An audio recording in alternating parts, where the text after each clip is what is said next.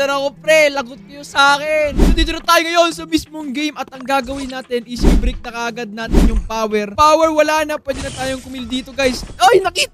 Hindi ako nakita. Gunggong! Please, sana hindi ako nakita. Nakita. Hindi siya nakapagsalita. Hindi ko nakita kung sino yung pumatay. Hindi ko rin alam kung anong sasabihin ko. Alam ko na kung sino. Number 5. Baka self-report yan. Natakot lang kaya nag-report agad. Kasama ko yan si study room. Safe. Number 5, bakit nag-report? 8, natakot ako sa'yo, baka killer ka. Boto na natin si number 5 eh.